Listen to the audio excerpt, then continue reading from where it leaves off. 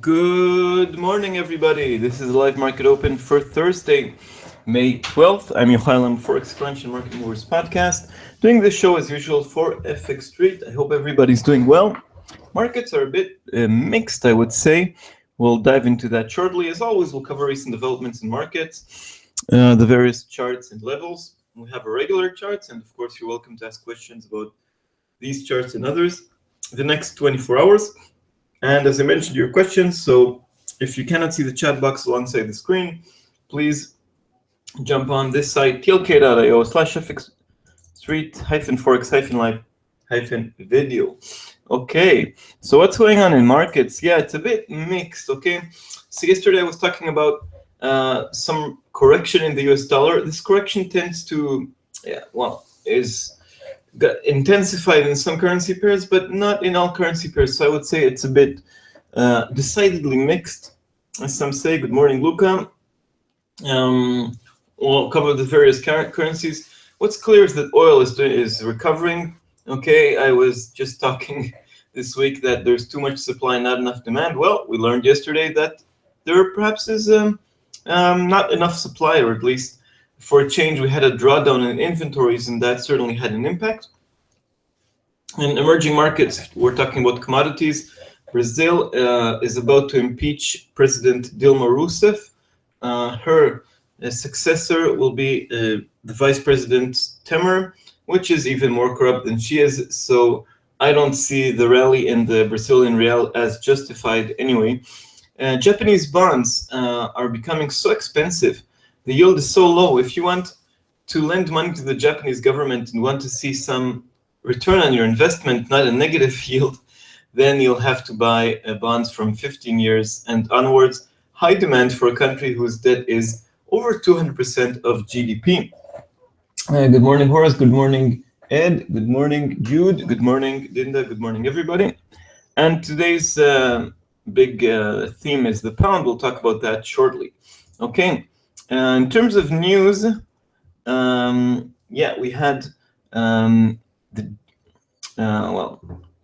didn't update this, but the UK industrial output was quite mixed.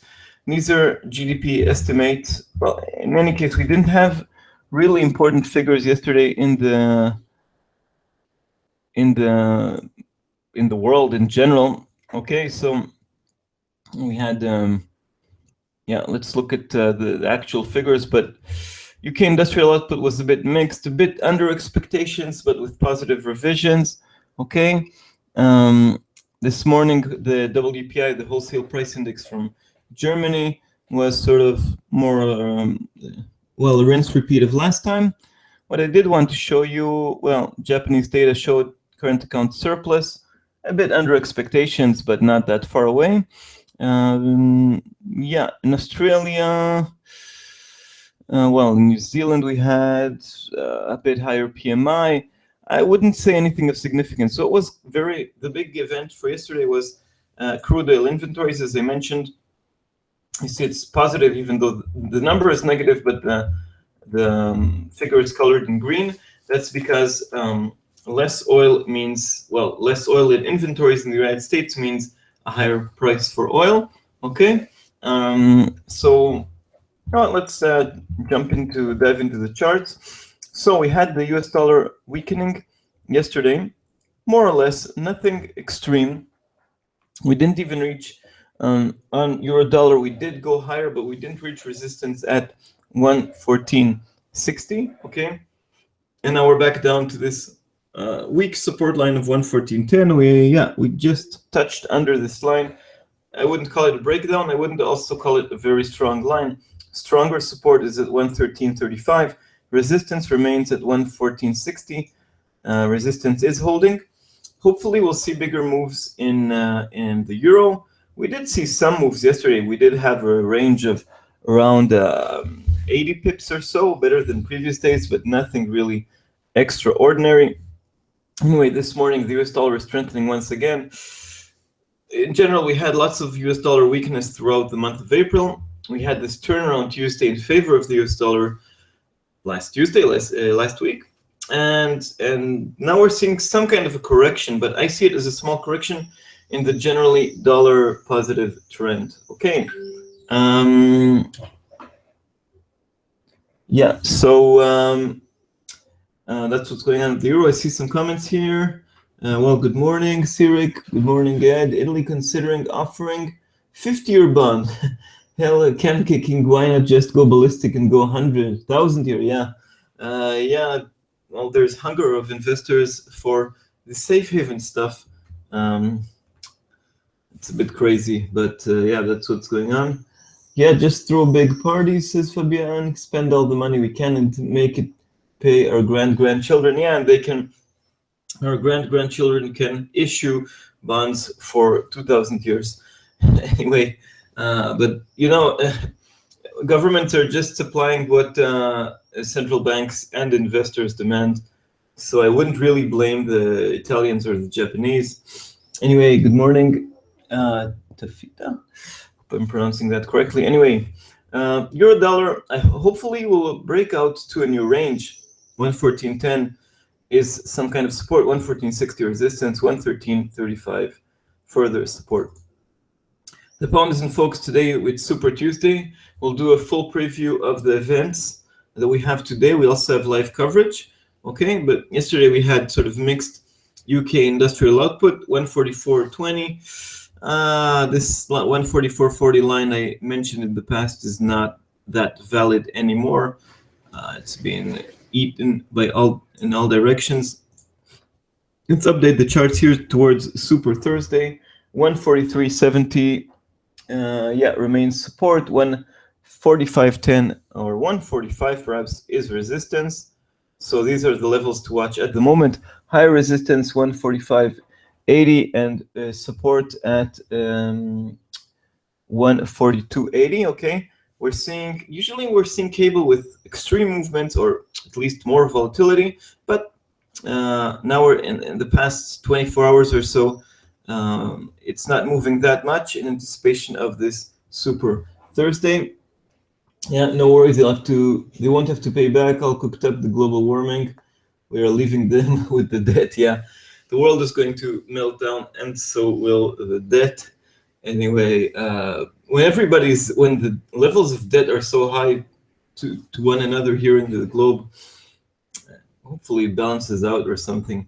Anyway, let's continue. Dollar yen. Dollar yen is a bit more complicated. We did see it move up to 109.40, then slide back down when the dollar was correcting, and now it's moving a bit higher. I would say that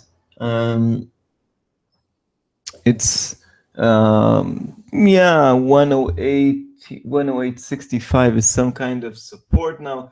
Not that strong. 107.65 is much stronger support. Worked very nicely as such in April and March. Okay. So 107.65 and 110 are really important levels. Current ranges are a bit more limited. We can update the charts right here. Perhaps this is a better approximation of support, 108.20. But again, the levels are a bit limited. Okay. Dollar CAD did fall because of rising oil prices, of course. 128.60. Here we do have the support line of 128.30 holding up very nicely. Further support at 127.50, resistance 129.30, and much stronger, of course, at 130. Now we are seeing dollar CAD bouncing a bit, but all in all, if we jump to oil prices, we can see quite a big rebound yesterday. More demand for oil because there's less oil in inventories. And mind you, small detail here. The fall in inventories in the United States was not caused by what's going on in Canada. In Canada, the fires, as far as I know, are still raging. It's a bit more under control, but that the level of production is much lower in Canada.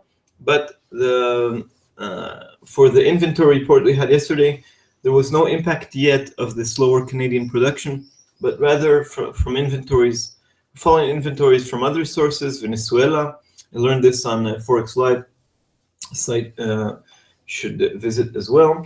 Anyway, less inventories. That was a positive surprise for oil. Higher oil prices, still under the cycle high. They're at 46.70. but well above the lows of 43.20, 43. So Canadian dollar has some room, keeping a safe distance. Dollar CAD is keeping a safe distance from 130. The Australian dollar had its time in the sun, if you wish. It did move higher thanks to the commodity prices and oil prices. This had an impact yesterday, but now we're seeing it. It stands out. The Australian dollar stands out with the fall today. So around 50 pips this morning. 73.24 is the current level. 73 is support. 73.75 is resistance. Okay. So the Australian dollar is feeling some weakness, perhaps worries about China. I tried to find out the exact reason for today's slide in the Aussie, but couldn't really put my finger on it. It's basically the same weakness that began last week, and you can see the trend here, falling from the skies at 78.40. The RBA, the Reserve Bank of Australia, cut rates last week on Tuesday, and then on Thursday or Friday it followed up with slashing forecasts. All in all, we're looking at worse prospects. There was one thing we can perhaps attribute the fall of the Aussie to. It was one of those banks, either Morgan Stanley or JP Morgan. They had a forecast for the Aussie to fall to 65 cents, but that was for June 2017. So that's a bit far out and not such an exaggerated headline, not something that grabs the headlines. I would just attribute it to general weakness of the Aussie because of pressure coming from the Reserve Bank of Australia. Before we move on, I see more comments here. Very skeptical. Lucas, very skeptical of this dollar bounce. I'm watching yesterday's low. I think a breakdown marks a resumption of the downtrend. And Luca is sharing a chart with us. Let's, as always, thank you, Luca, for sharing the charts. I'll share it here with everybody. So yeah, we had it meet resistance, downtrend resistance, and your tendency, your bias is that it'll fall down within the trend, if I understand correctly. Let's see what happens today. We do have some figures, but the big US figures are coming out yesterday.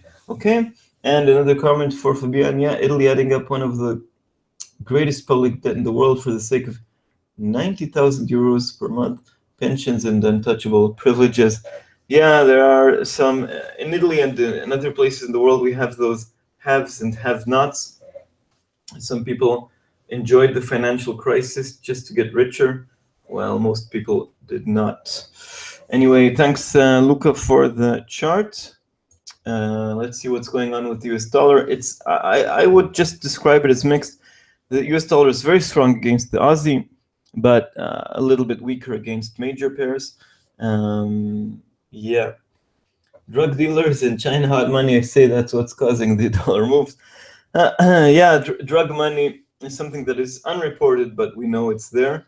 Yeah, Fabian, don't forget we also have the highest private savings per citizen in the world. High public debt, high private savings. Sometimes you gotta watch behind headlines, and yeah, it's a good point there, Luca.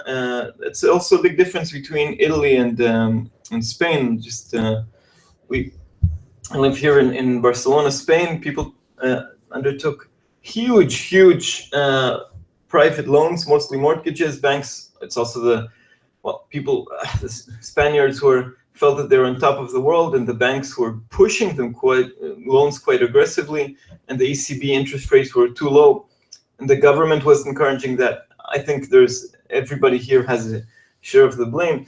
Anyway, bottom line is, towards the crisis, Spain's public debt was relatively low, in comparison to other countries, about 70%, and Spain actually ran surplus in the public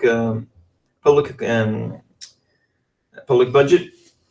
So the government, in theory, was okay, was even being German, if you wish, being very fiscally prudent. But the private sector undertook so much debt. Sometimes banks gave 110% of the value of the house. They just gave money to people so they could buy cars and go on vacations, and everything collapsed, basically. So, and in Italy, the situation is different. Government debt is 130, 140% of GDP, but households are much more reasonable, and private debt is quite low. So yeah, it also affects developments in both countries. Okay, let's get back to the charts and finish up the charts, and then we'll reach the Super Thursday preview from the Bank of England. Kiwi dollar is still battling the 68.20 line. It did bounce from the lows. The Reserve Bank of New Zealand earlier this week did not hint of a rate cut, did not offer new measures. There was some kind of expectations that New Zealand will follow Australia with a rate cut. That could still happen, but not that fast. We don't have any clear hints about that at the moment. Okay. Anyway, 67.20 is support, 68.20, 68.80 resistance. Dollar Swiss 97.20 at the moment. 98 is resistance. I would say maybe 97 is some kind of support for the Swiss franc. Basically, dollar Swiss is reflecting well, not a perfect, but not bad matter in the strength and weakness of the dollar, the ebb and flow in the US dollar, which, as I said, is quite mixed.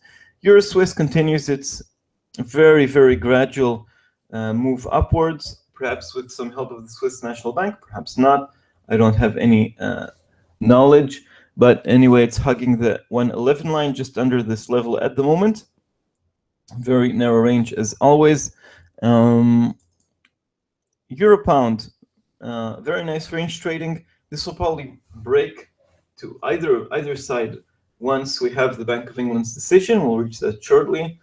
Doing lots of previews for the preview. 79.30 in any case is a very strong line of resistance. It worked as resistance in the past, also support, followed by 80.25. On the downside, we have 78.30. Euro yen mixed 124.20. Reaching resistance right there. 125 stronger resistance. 123.70 is a support. Relatively narrow range here. And pound yen hopefully will also move once the Mark Carney opens his mouth. 156.90 at the moment. 156.60 support. 158.50 is the previous line of resistance and was support, but the peak we reached was around 158 in the current cycle. So anyway, 154 is very strong support. Okay, before we move on, I see here some comments. Yeah, sell the 500 euro and buy gold. It's happening, but gold is sold again. Transferring gains to convert to Swiss 1,000 notes. Yeah, I don't know what you can actually do with those 1,000 franc notes. I know that they're not accepted in many places in Switzerland, but I guess some bank will exchange that. Of course, there was enough sin to more generation savings of the family consuming. Yeah, hidden plan is to get the private money and privatize all the huge state patrimony that is Italy is really worth a lot and is not on the market yet. Yeah, there are good privatizations and bad privatizations. In too many cases, companies which should have undergone privatization. I mean, the actual fact made a lot of sense, but the state sold them in various countries, not only Italy and Spain, for a very cheap price to friends of politicians. It happened, at least in my country, in Israel, in more cases than not. So it's not the best. Yeah, privatization is a double-edged sword. Did the EU ask me if I want to contribute 3 billion for refugees to corrupt shadow ISIS crude oil trader? No, the EU does not ask enough questions its citizens. Amato's first round of privatization, Monti kicked out Berlusconi, planned emergency, not elected. Yeah, actually, what's his name? Enrico Letta was elected, and then Renzi made a small coup in the left-wing center-left party in Italy. Yeah. Oil stocks correlation, a question about markets from Luca. Oil stocks correlation may be waning. If oil keeps going, it may hurt consumer spending and stocks may not like it. Yeah, in the past we did have the correlation you're talking about, higher oil meant less money in consumers' pockets, more strain on the economy, higher shipping costs, and weaker stocks. But in recent months, the price of oil is seen as reflecting global demand, as reflecting the state of the global economy. Higher oil prices, more demand for oil, more demand for everything, higher stocks. But recently, the relationship may be waning. I still see oil as a driver, perhaps not as strong as it used to be, but I don't see the correlation getting thrown away or reversing. So I think oil and stocks still go well together. Oil and the Canadian dollar also, it's in general a very close relationship, but not that extreme. Correlations aren't what they used to be. When I was trading a few years back. Yeah, when we have changes in correlations, we also have big changes in trends. So yeah, Renzi is definitely Matteo Renzi, the current Prime Minister of Italy, former mayor of Florence. Makes a lot more sense to me, at least, than one of his predecessors, Silvio Berlusconi. Yeah, no bunga bunga, and at least when he talks, he makes more sense. Anyway, I must say I'm not that familiar with Italian politics, but at least in terms of personality, current leadership of Italy looks more sane. They're both premiers, so we should share them, but okay. Yeah, Berlusconi was definitely a funny guy, to say the least. I remember one press conference with the French president at the time, Nicolas Sarkozy, and Angela Merkel. They were asked a question about Berlusconi, and both just sort of began laughing and refused to answer, more or less, until one of them did provide some very generic answer. But yeah, Renzi is making 2 years of reforms. Yeah.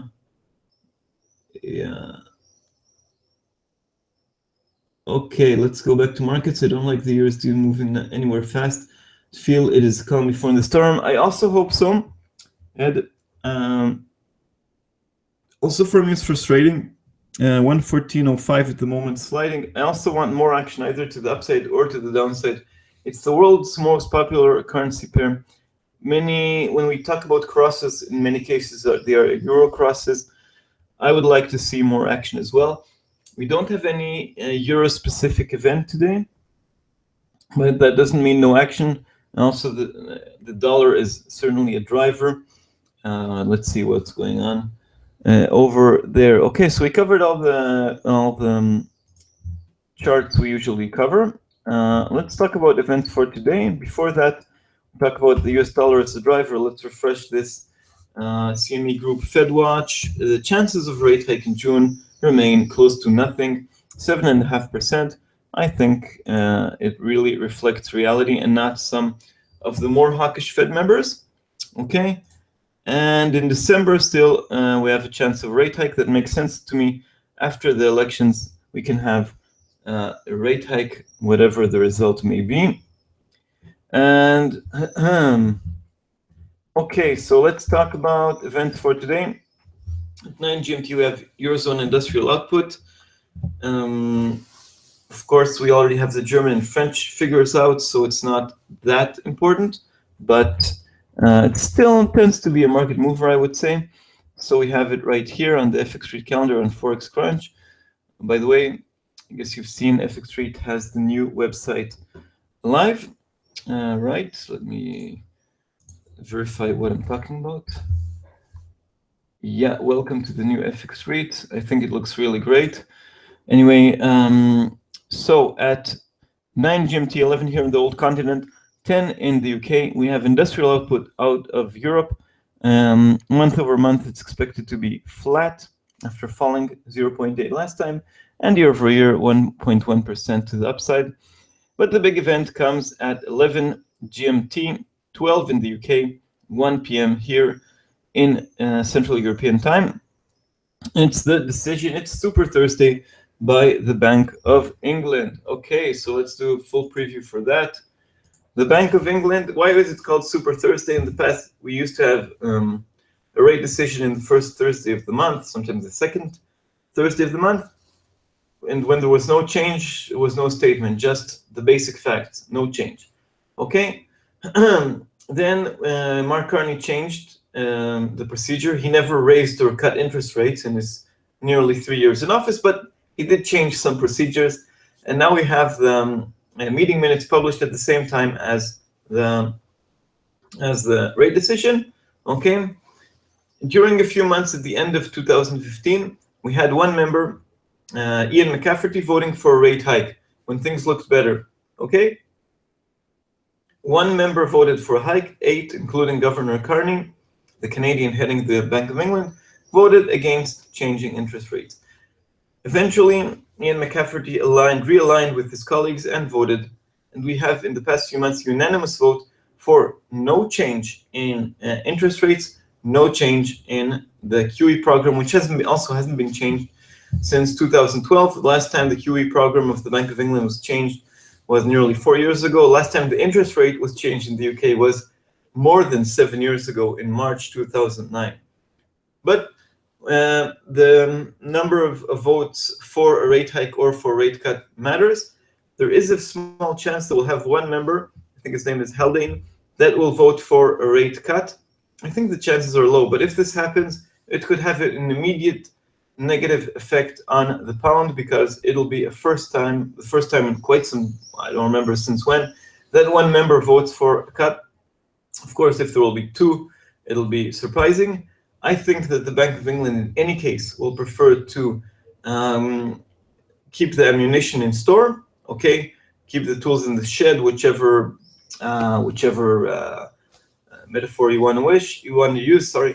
And because we have the EU referendum, the Brexit referendum in 6 weeks. So once you have that, if you have a Brexit and uncertainty and huge volatility, that will be a chance for the Bank of England to act to cut rates. So I don't think they'll act anyway today, and I don't think we'll even have one member voting for anything. But if we'll have someone voting for a rate cut, that'll be, of course, pound negative. That'll be the instantaneous, immediate reaction, okay? The actual voting pattern. Then we'll dive into the meeting minutes. And what we have, why is it Super Thursday? Because we have 3 events today: the rate decision, the meeting minutes, like in every rate decision in the past year, and also the quarterly inflation report, a long document that can be extremely boring, but it includes forecasts for the future. Inflation and growth forecast will be analyzed. Of course, these numbers will have an impact. These will create the initial headlines. And then once the dust begins settling, we'll realize the full message from the Bank of England. Both sides of the Brexit debate, ones that are in favor of remaining and those in favor of leaving, will both read into this and explain why the forecasts of the Bank of England support their cause. Okay, the Bank of England, in theory, they're civil servants and not politicians. In reality, everything is politics. I'm sure they do not want to Brexit. It means uncertainty about trade, about the value of the pound, about inflation, about everything. It makes their job much harder. Remember, Mark Carney is 3 years in the job without changing interest rates. That's very convenient. And in a more serious tone, they would prefer the current situation than a change that could be negative or at least very uncertain. Markets and central banks don't like uncertainty.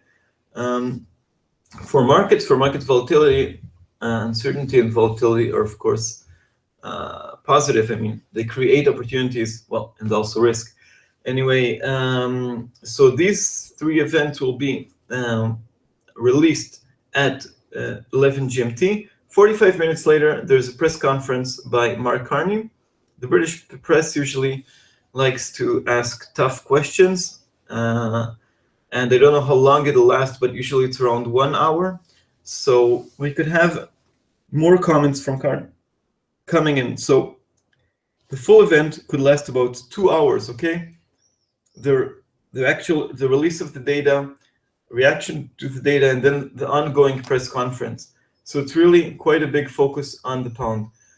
My bias is that we will not have a change in the voting pattern, okay? That will have 9 members, all 9 members of the Monetary Policy Committee, the MPC in the UK, vote for no change in policy, that the forecast will be a bit more cautious on inflation and on growth, because that's the reality of the UK economy, and that they will say that the word uncertainty will repeat itself many times. Uncertainty about the action. I mean, that's the best way that they can. That's the best word that they can use to, on one hand, show that they do not support the Brexit, that they favor the UK to remain in, but not to commit to any specific economic forecast if the UK remains in or out. Okay, leaving both camps, politicians on both sides, to take whatever they would like from this report. We do know that the UK economy, that part of the slowdown in the UK economy is due to uncertainty about the referendum. So already we have some investment being held back, but and that could be, of course, unleashed once we have a Remain vote. And but I also think that if the UK decides to leave, there will be also other opportunities. It won't be a disaster. Okay. Anyway, so that's the big event for today. Let's go back to my small slides and other events for today worth mentioning. At 12:30, we have the weekly jobless claims in the United States, together with import prices. For those not trading the pound or any pound, for us, this may be significant, especially if figures go in the same direction. Jobless claims came out worse than expected last time, but after a few very good weeks. And this may be the week that the Bureau of Labor Statistics in the US makes its survey for the non-farm payroll. So perhaps this will be eyed more than other events, but sorry, not so sure. Anyway, 270,000 is on the cards. Continuing jobless claims, well, not that important. Import prices, we don't have a forecast here. Last time we had a big drop of 6.2 year over year. Export prices, less important than import prices, because import prices impact inflation. For those trading the Canadian dollar, we have the new housing price index, expected to rise 0.1 month over month. And yeah, we have a speech by Rosengren at 3:45 GMT. He's from the Boston Fed, considered a dove, but recently he's become more hawkish. Remember, markets learn to ignore those hawks in the Fed, and also the doves turned hawkish because Yellen and also Dudley are so dovish, and they have the upper hand. Okay, and then we have a speech by hawk, known hawk Esther George at 5:30 GMT. And then another speech by Haldane of the MPC, but I don't think it'll be that important after the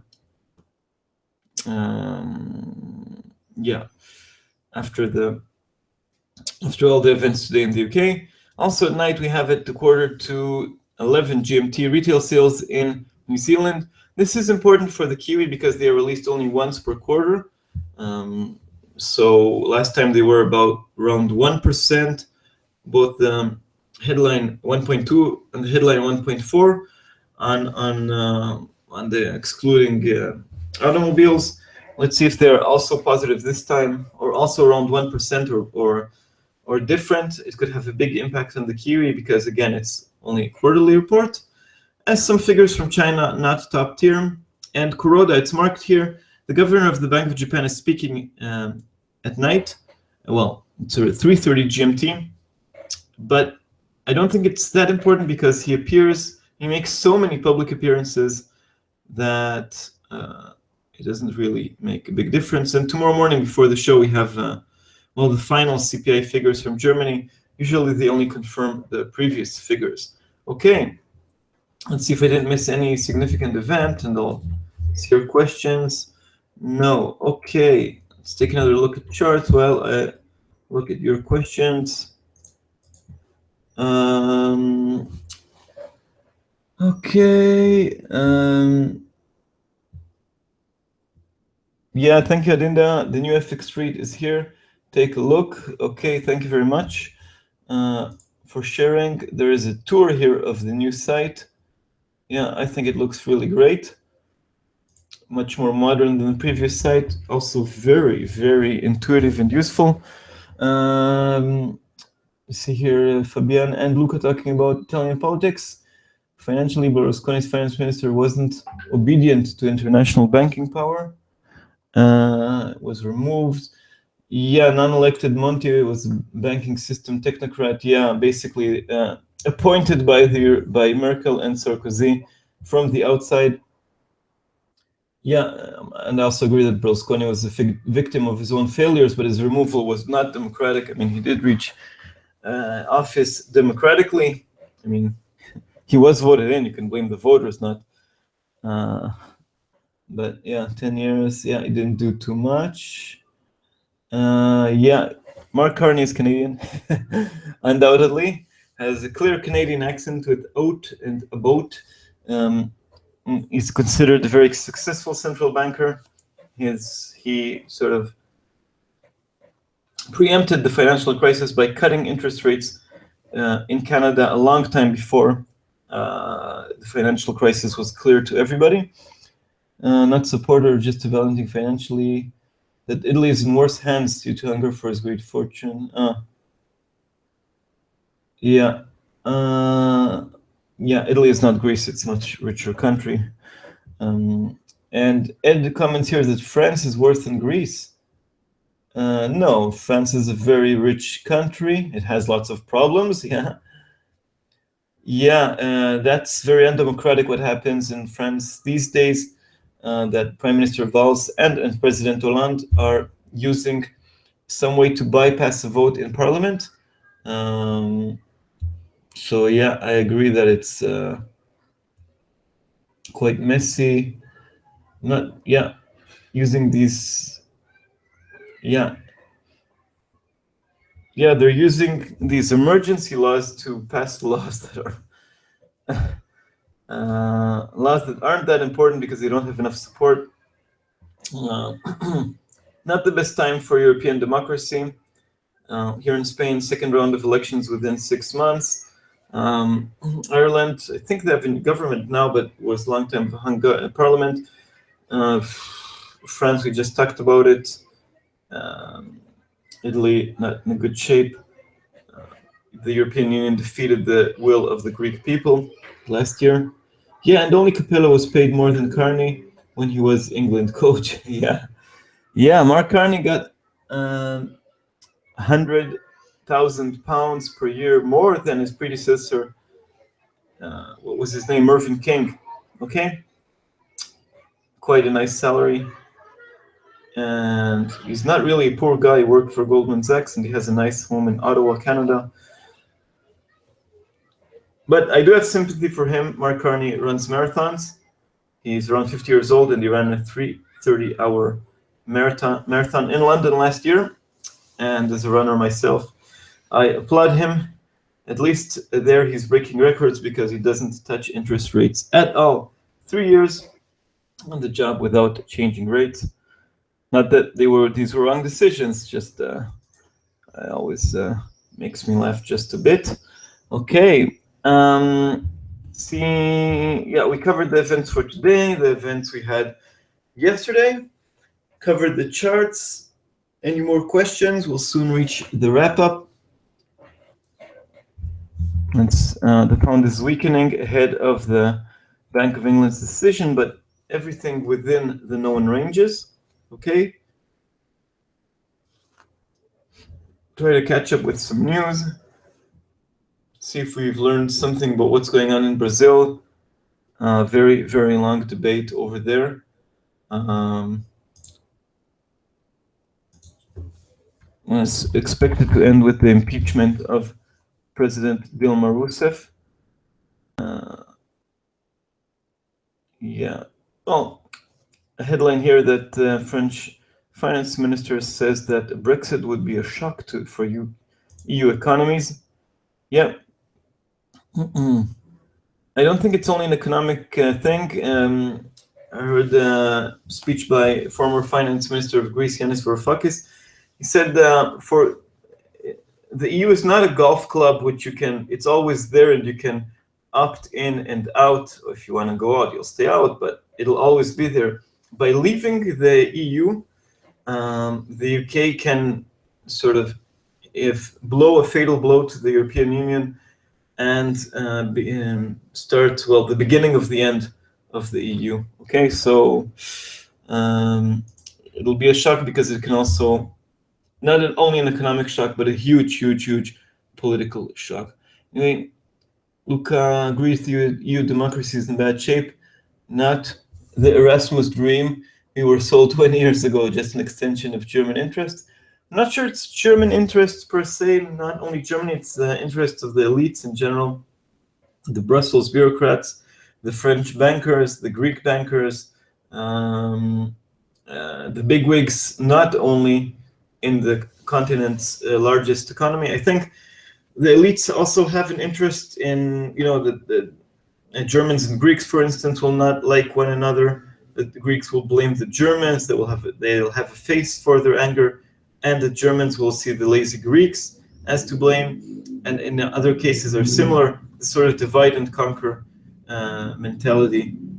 Anyway, comment here by Fabian about the new FX Street site. Best website around, and I was even prompting it to friends and everyone. Now I have to say it's very user unfriendly to me and eventually useless. I think it was made for mobiles and possibly looks on mobile devices, but serious traders are not mobiles. Of course, your statistics must have shown. Yeah.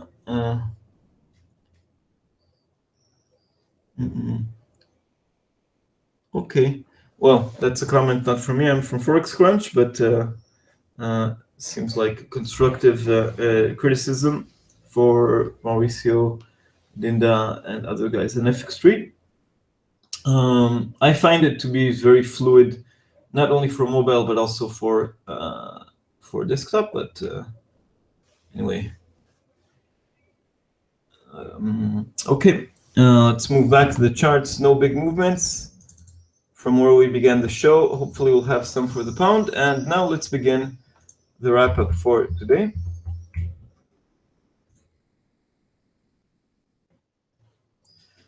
So this is the wrap up for the live market open for Thursday, May 12th. This is Super Thursday in the UK. We'll reach that in a moment. What's going on in markets? Currently, markets are relatively mixed. The US dollar weakness it depends on the currency. Oil is recovering because we had falling inventories. We had a big drive higher in oil prices towards the high end of the range. In emerging markets in Brazil, the Senate is about to impeach President Rousseff. I don't think her successor will be much better. Certainly not less corrupt. There's high demand for Japanese bonds. They're positive, only from 15 years onwards. If you want to lend money to the Japanese government, you have to wait 15 years to get a positive return on investment. And of course, the pound is in focus. So it's Super Thursday for the pound. 3 events: rate decision, no changes expected. There's a clear consensus. Then we have the meeting minutes. First of all, the voting pattern expected to remain 9 against 0, a unanimous vote to leave rates unchanged and leave the QE program unchanged. There is a small chance, outside chance, that one member will vote for a rate cut, and that could, of course, be pound negative. And then we have to watch out for the text in the meeting minutes and the text of the quarterly inflation report. That's why it's Super Thursday, because we have the quarterly inflation report only once every 3 months. Makes sense, once a quarter. Forecasts for the future, inflation, growth, uncertainty over Brexit, already the impact that the referendum already has on the economy. All these will be watched for the pound, for their assessment of the economy and forecasts for their actions, and more importantly, less importantly for markets, but it'll make bigger headlines, the impact on politics, if they support the Remain campaign, how much they talk about uncertainty. I'm sure that both camps will grab this, the text of the Bank of England, and take it to their direction. At 11 GMT, we have the decision. 15 minutes earlier, we begin the live coverage. You're welcome to join us on the new FX Rate website. And then at 1:45, I think after the coverage ends, there's a press conference by Mark Carney. All in all, it's going to be sort of a long day in the office for the pound. Okay. Now, talking about the pound, currently 144.20, 145, I would say 145.10 is resistance, 143.70 is support, further support 142.80, and further resistance 145.80 as well. I hope we'll have lots of action there. Euro dollar, very frustrating range, 114.10 at the moment. Hugging this level at 114.60 is strong resistance, a line of high importance in 2015, also 2016. 113.35 is support, but perhaps 113.60 comes before that. That was the low of the week. Dollar yen settling above 108.20. 110 is strong resistance. 107.65 is strong support. So the dollar is gaining fresh strength against the yen after weakening yesterday. Dollar CAD. Canadian dollar enjoyed a rally.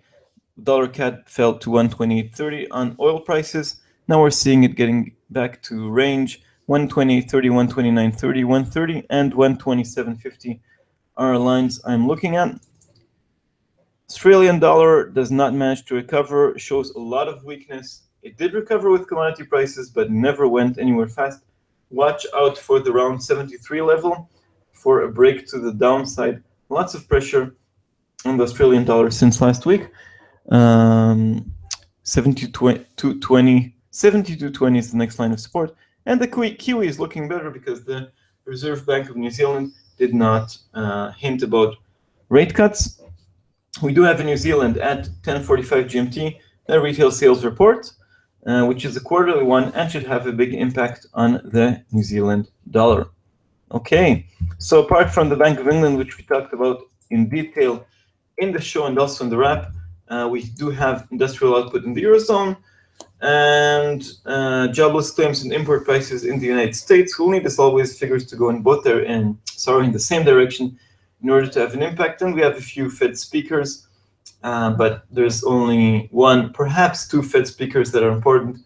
First and foremost, Yellen, and then Bill Dudley. And they have been dovish, so I would mostly ignore hawkish comments. But it doesn't mean the dollar is weak. The dollar is still the cleanest shirt in the dirty pile.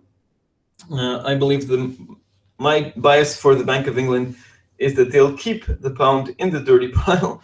They'll be relatively worried about the global economy, the UK economy, inflation, sort of see the glass half empty rather than half full.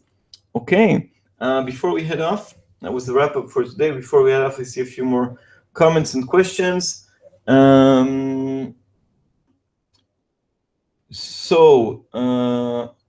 Luca is watching dollar yen for possible resumption, yen weakness. Well, let's share the chart with everybody here. Thank you very much, Luca, for all the charts you're sharing with us.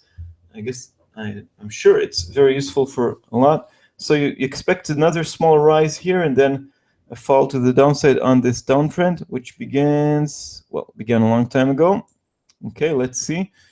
Remember that the markets have defied the Bank of Japan and strengthened the yen, and it could happen anytime soon. Okay, so thanks, Luca, for that. One more push to 110 would be a great short for me. Okay, so watch this space. Mauricio says thanks. We'll pass the feedback. Yeah, okay. Are you going to be taking that takeover a few days? Okay. Dollar yen can move very fast if stocks and US yields keep going down together, but who knows? Yeah, dollar yen has this tendency to get stuck in a range and then goes crazy. I think the dollar rally is fragile because non-farm payrolls was the nail in the coffin for June hikes. Yeah, I think that with the Brexit referendum, a week afterwards, that's good enough reason for the Fed not to raise rates. And I think the Fed will look for any excuse. Gave a written interview to FX Street a few days ago, and the headline that they chose, which is also my message there, that the Fed will use any excuse not to raise rates. Yeah, major potential aftershocks. Yeah. Also, Japan officials stating they'll intervene. Yeah, because it's hard to catch a falling knife, so they'll rather intervene when things go in their direction, when they have more justification, and when things are and perhaps they're intervening more quietly and saying they're not intervening now. Who knows? More constructive feedback from Fabienne to Mauricio. Okay, I will not read that out. It's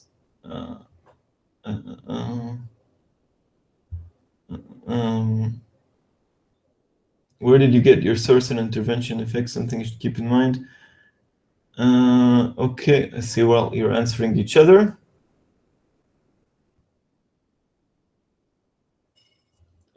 Thank you. Hi, please don't change. I also changed the design of the website on Forex Crunch early in the year. Even yesterday, I made small tweaks. The work never ends. So now if you go to the news section of the site, you'll see this infinite scroll. And if you go to the weekly forecast, you'll see the latest forecasts wide open, not just a link. Should be more user-friendly. Perhaps less page views per visit, but more user-friendly. Anyway, we've exceeded our time. So anyway, thank you very much, everybody, for coming. Wish everybody a safe and successful day in market. The pound, as I mentioned, is the big focus of the day. We'll be here tomorrow, as usual, to analyze everything that hopefully will happen today with the pound and to prepare you for tomorrow's busy US calendar and the close of the week. And as usual on Friday, we'll do a preview of next week's events. Okay, so thank you everybody for the great participation today, the questions, the comments, everything, and see you tomorrow. So thank you and bye-bye.